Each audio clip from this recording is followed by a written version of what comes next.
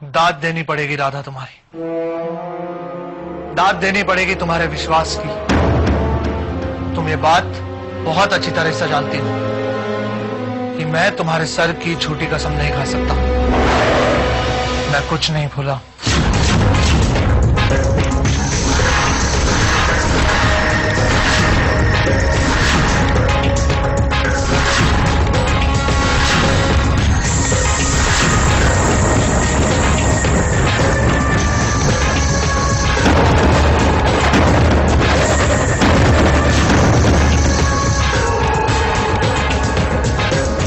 कुछ याद है मुझे, सब कुछ। जिस तरह तुम कुछ नहीं भूली हो, मैं भी कुछ नहीं भूला। अपने प्यार से अपनी शादी तक।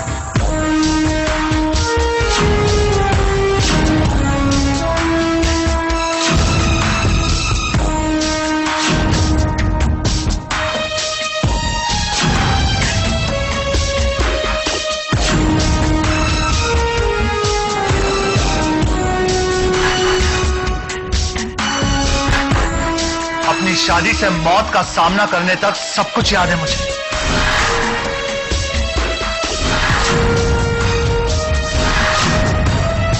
मैं जानता हूं वक्त और हालात बदल चुके हैं, तकदीरें बदल चुकी हैं, हमारे रास्ते भी बदल चुके हैं। लेकिन मैं जानना चाहता हूं, एक बार मुझे अपने रास्ते से हटाने की कोशिश तुम्हारे पापा ने की थी, और इस बार वही कोशिश तुमने क्यों की?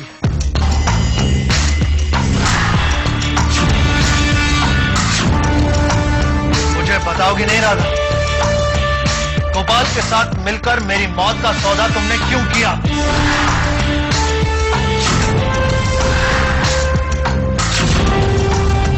किसने किया राधा, किसने?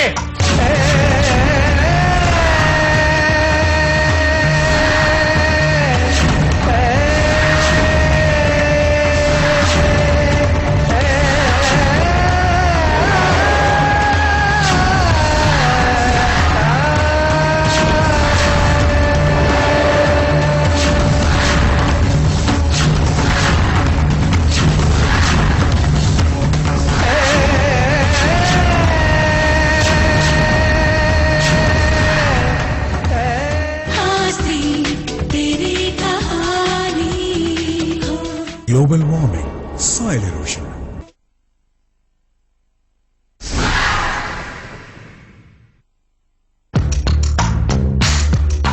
बहुत सारे इल्जाम लगाए तुमने मुझ पर। मैंने सबको धोखा दिया, लेकिन तुमसे कभी झूठ नहीं कहा। एक्सीडेंट से पहले भी मैंने तुम्हें बताया था मैं इस शहर में लौटकर वापस क्यों आया, लेकिन तुमने अपने पापा की तरह ही मेरी मौत का ख्वाब देखा है। मुझ पर बस नहीं चला तो गोपाल को खरीद लिया। ये झूठ है। मैं तो उस इंसान को जानती तक नहीं हूं, कभी देखा भी नहीं है मैंने उसे। मैं तुम्हारी मौत का सौदा किसी के साथ क्यों करूंगी? I'm sorry. I am sorry. जिस तरह मैं तुम्हारा यकीन खो चुका हूं, उसी तरह तुम भी मेरा विश्वास खो चुकी हो। तुमने और तुम्हारे पापा ने मिलकर मेरी मौत का ख्वाब देखा है, यही सच है। ये सच नहीं है करण। मैंने कभी भी भगवान से किसी की मौत की दुआ नहीं मांगी। करण, तुम तो शहर में मेरी बर्बादी का ख्वाब लेकर आए हो ना, तो फिर अपनी दुश्मनी तारा से क्यों निकाल रहे हो? तुम कारा को झूठे सपने क्यों दिखा रहे हो? मैंने सपने देखना छोड़ दिया है। मेरे पास किसी के लिए कोई सपना नहीं बचा। मैं तो बस अपने साथ हुए धोखे का हिसाब लेने आया हूं। मुझे क्या पता था जिंदगी एक बार फिर मेरे साथ धोखा कर देगी। हाँ, एक बात याद रख, जब तक मुझे अपने सवालों का जवाब नहीं मिल जाता ना, मैं तुम्हारे घर से जाने वाला नहीं हूं। और हाँ, एक बात याद रखना, बार बार घर पर सबके सामने ये साबित करने की कोशिश मत करो कि मुझे सब याद है, क्योंकि जब तक मैं न चाहूं मुझे कुछ याद नहीं आने वाला।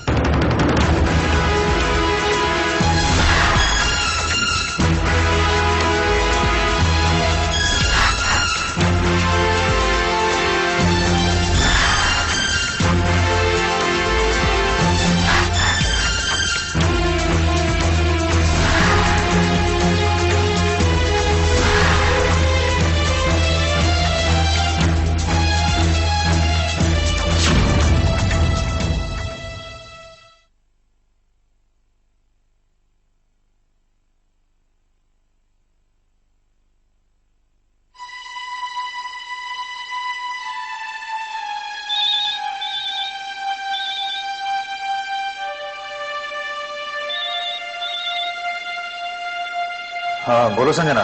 कहाँ हो तुम? मैं हॉस्पिटल, मेरा मतलब हॉस्पिटल के सामने से गुजर रहा हूँ। तुम्हें तो मालूम है मेरा ऑफिस हॉस्पिटल के पास ही है। कोई खास बात?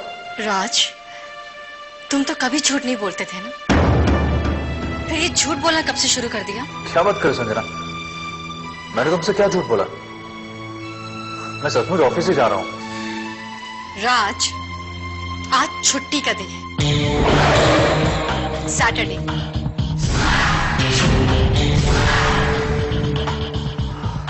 छुट्टी का दिन है?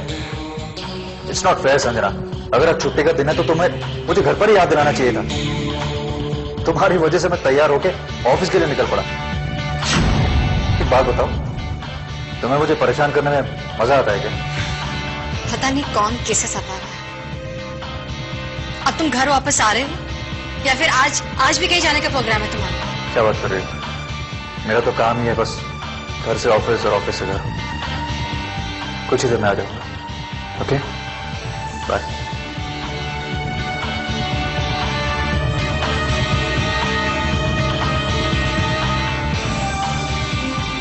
ये अचानक राज को हो क्या गया है? मुझे गलत मत समझना संजना, मैं खुद ही हालात को समझने की कोशिश कर रहा हूं।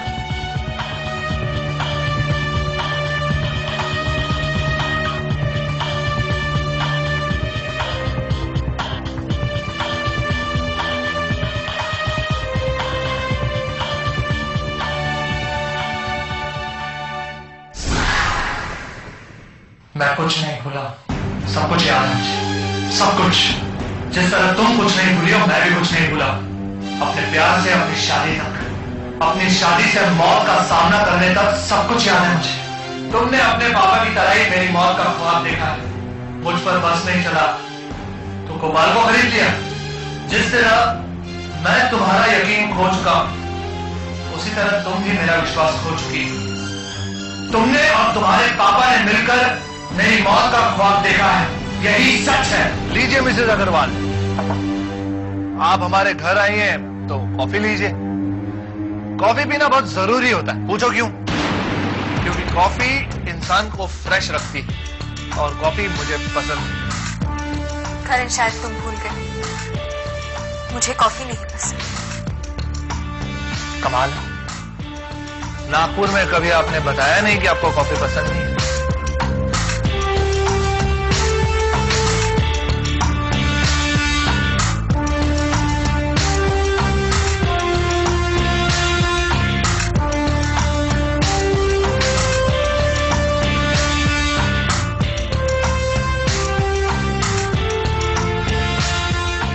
जिंदगी ने कभी अपनी पसंद नापसंद बताने का मौका ही नहीं दिया। कितनी अजीब बात है। जिंदगी ने आपको अपनी पसंद नापसंद बताने का मौका नहीं दिया और मुझे अपनी पसंद से जीने का। करण, तुम चाहते क्या हो? मैं क्या चाहता हूं ये ना तो कभी आप समझ पाई थी, ना ही आज मैं आपको समझा पाऊंगा। मेरे हाथ की बनी कॉफी पी लीजिए, शायद आपको पसंद आ जाए। मैं यहाँ कॉफी पीने नहीं, तुम्हें यहाँ मैं इसलिए। देखिए, आपको जो कहना था आप कह चुकी हैं। मेरे ख्याल से अभी हमें यहां से चलना चाहिए। आप तो जानती हैं तारा मेरे लिए कितनी जल्दी बेचैन हो जाती है।